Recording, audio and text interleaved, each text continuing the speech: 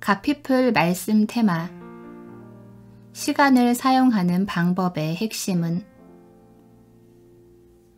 공기 없이는 단 몇 분도 살지 못하는데도 사람들이 공기를 소중히 여기지 않는 것처럼 우리는 제한된 시간 속에 살아가는데도 불구하고 시간의 소중함을 모르고 영원히 존재할 것처럼 살아가고 있습니다. 안타깝게도 자신의 시간을 함부로 낭비하거나 반대로 다른 사람이 자신의 시간을 훔쳐가거나 함부로 써버리는데도 이를 알지 못하고 또 개의치도 않습니다. 세상에서는 다시 기회가 주어지는 일들이 많지만 한 번 지나가면 다시는 되돌이킬 수 없는 것들이 있습니다. 그것은 바로 내뱉은 말, 한 번 주어진 기회, 그리고 시간입니다. 세상 사람들은 대부분 주어진 시간 내에 생산성을 높일 수 있는 기술이나 기법을 원합니다. 하지만 하나님의 자녀인 우리는 시간을 다르게 경험해야 합니다. 즉, 내가 시간을 보내는 것이 아니라 시간이 나를 위해 일하도록 해야 합니다. 그런 삶을 위해서는 시간에 쫓기는 삶이 아니라 시간을 통제하는 삶을 배워야 합니다. 하루의 시간은 모두에게 공평하게 24시간이 주어집니다. 그리고 우리의 삶은 매일 시간 속에서 일과 만남으로 이루어집니다. 좀 더 정확히 말하자면 우리는 일과 만남을 시간으로 측정하고 있는 것입니다.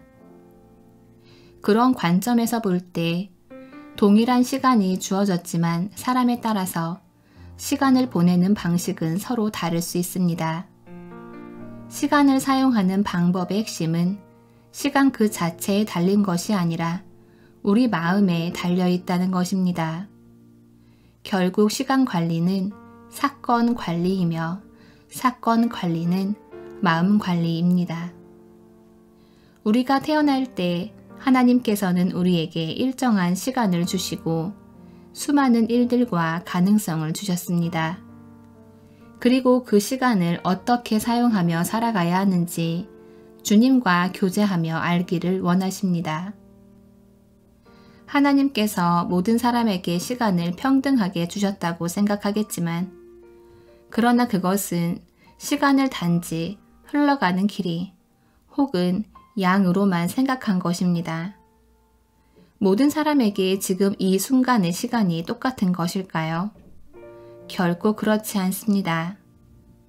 사실 시간을 어떻게 보내느냐 하는 것은 개인에 따라 질, 밀도, 폭에 있어서 천양지차가 있습니다.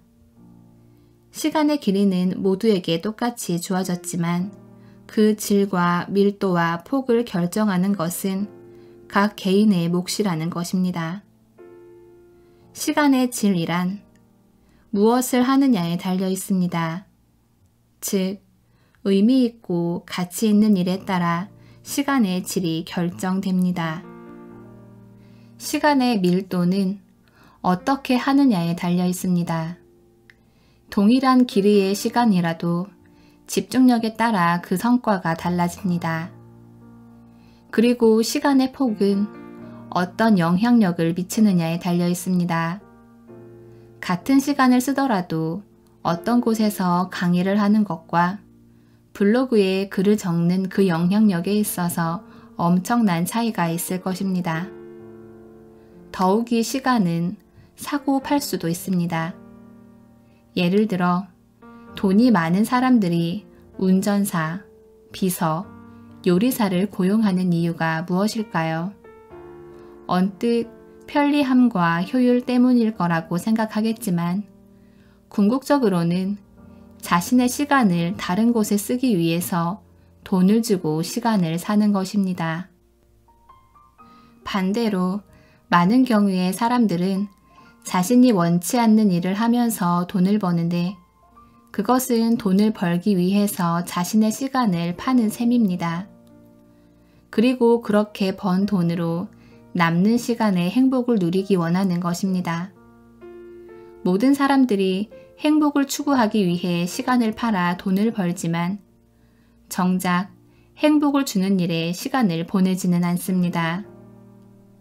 한편 하나님의 자녀인 우리는 하루를 24시간으로 정한 시계 시간에서 살고 있지만 항상 하나님의 시간 속에서 살아야 합니다.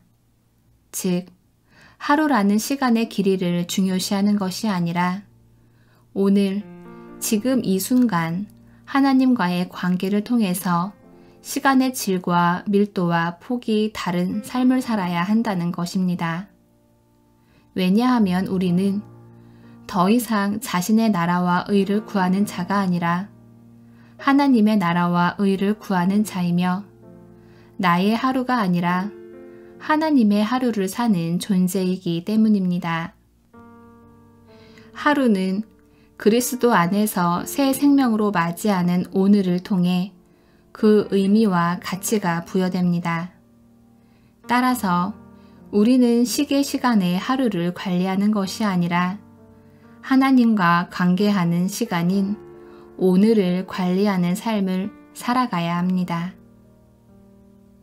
송기철의 킹덤 빌더 라이프 스타일 중에서 가피플 말씀 테마 시간을 사용하는 방법의 핵심은